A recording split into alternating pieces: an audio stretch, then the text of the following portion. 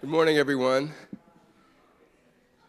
We're so glad you're here, and we're excited about the day that is about to unfurl before us.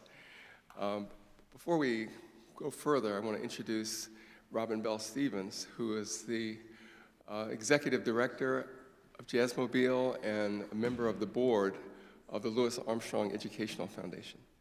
Robin Bell Stevens. Good morning, everyone. How y'all doing today?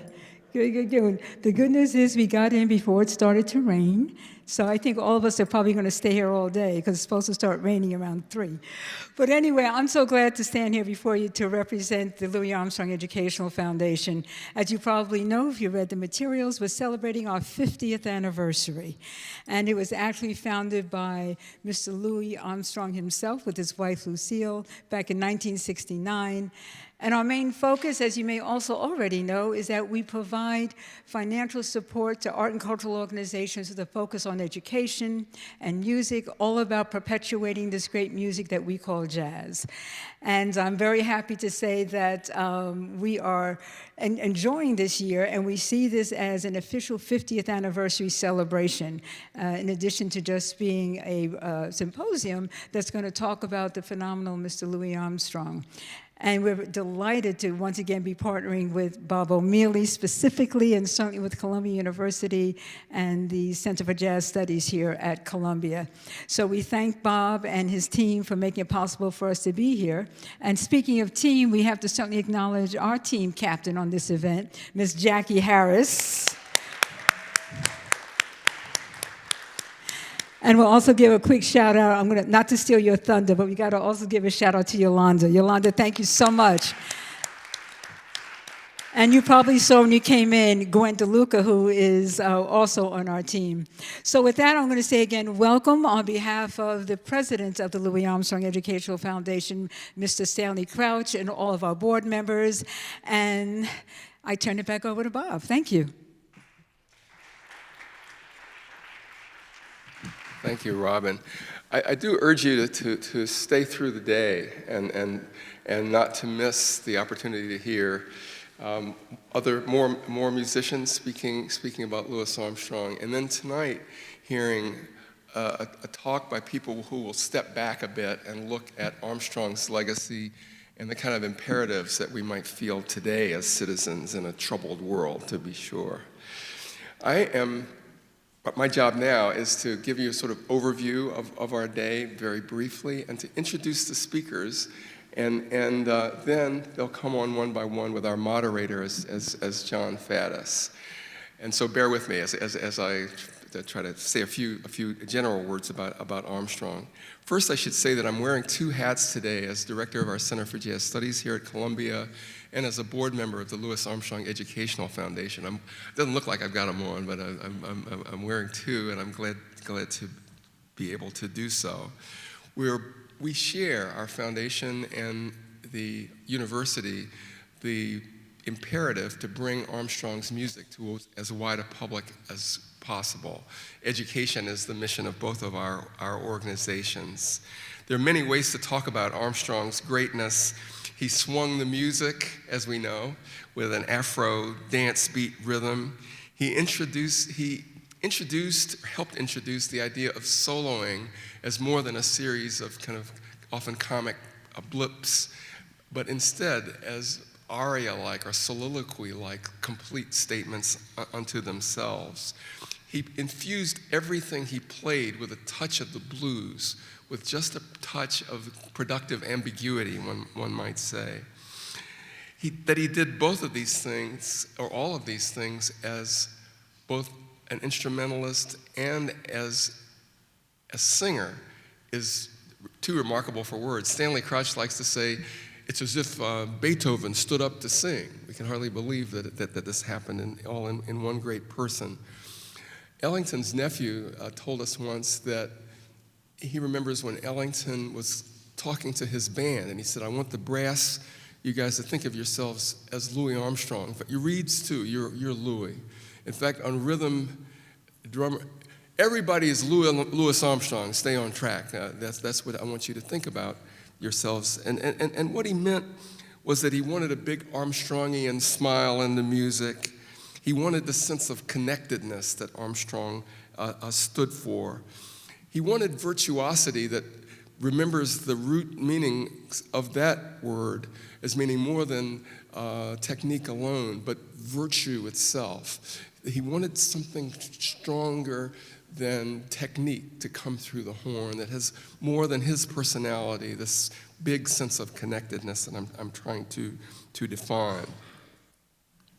He wanted a sense that Armstrong had as a world citizen who could do better and better. So here at Columbia, whether students or faculty or administrators, we're all trying to think of ourselves as Louis Armstrong, whatever role we're playing, faculty, administration, students alike.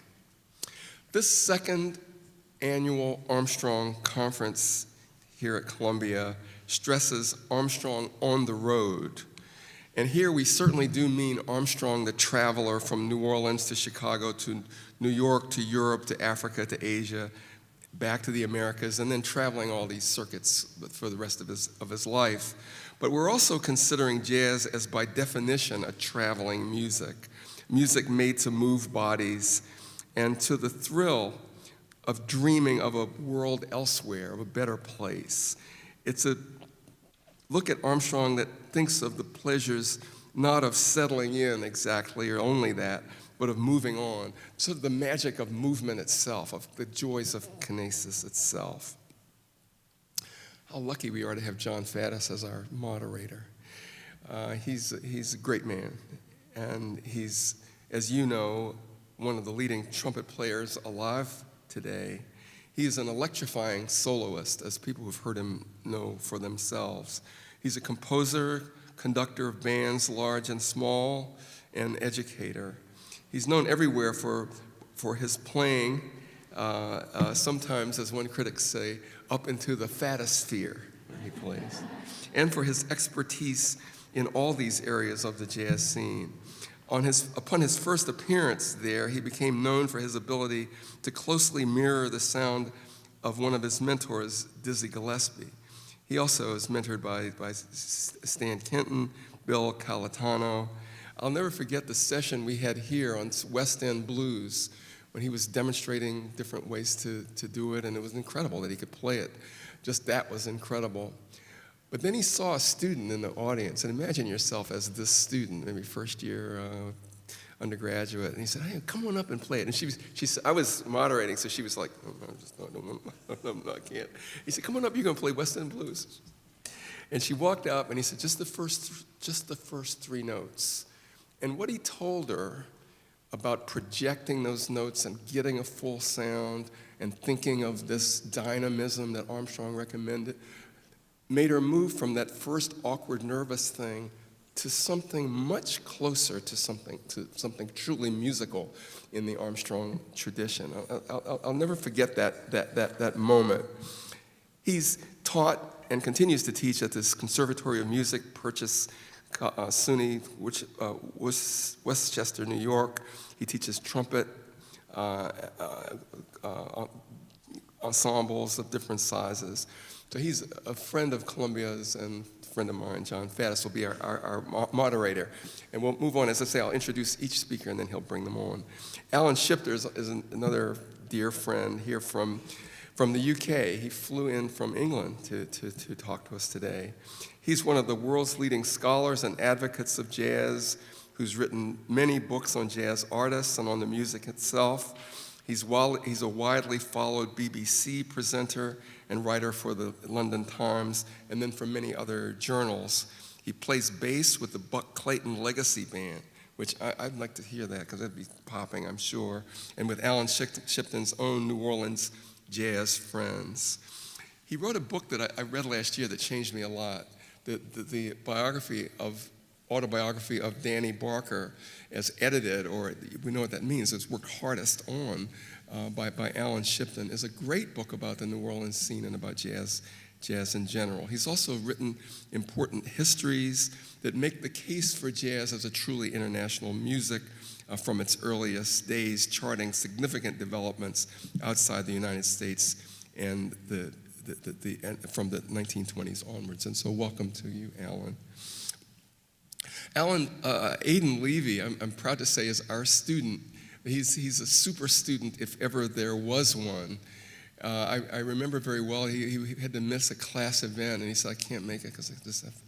And I said, what do you mean you can't make it? He said, I have to go to a party. And I was like, you have to go, what do you mean? And he said, I'm sorry, it's a book party. What kind of party is it? It's a book party. I said, I don't get this. He said, well, it's my book that I'm doing. And he just had to miss class at that point. So he's a very quietly forceful scholar, an eloquent writer and indefatigable researcher. If you go online, you'll see that he said this: I have two great passions in life, literature and music. The opportunity to explore their intersection at Columbia was irresistible. Columbia's Center for Jazz Studies has been instrumental in expanding interdisciplinarity for jazz studies and the Academy at large. Every day I'm thrilled to be part of that. It's a huge bonus that outside my research I've been able to bring my baritone saxophone to campus and play in the Louis Armstrong Jazz Performance Program. Aidan's first book is Dirty Boulevard, The Life and Legacy of Lou Reed. He's working now on a study of Sonny Rollins, which he's deep into in addition to his research here.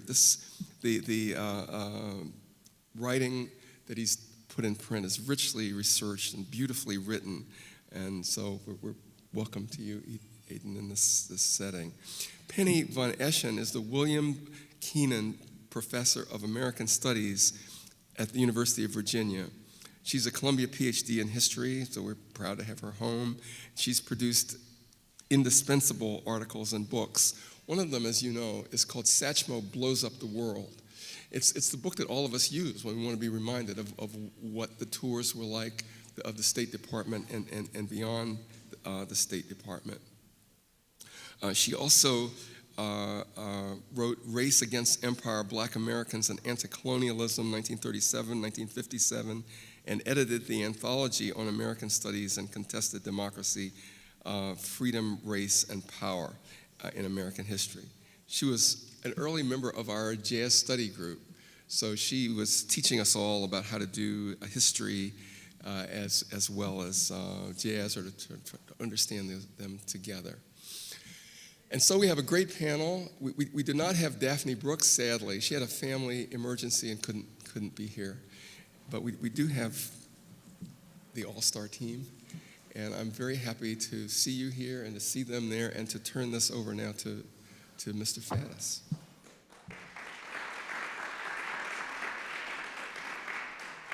Good morning, everyone, and thank you for being here. Before we start the presentation, I would just like to acknowledge Mr. Ricky Riccardi, who's sitting there.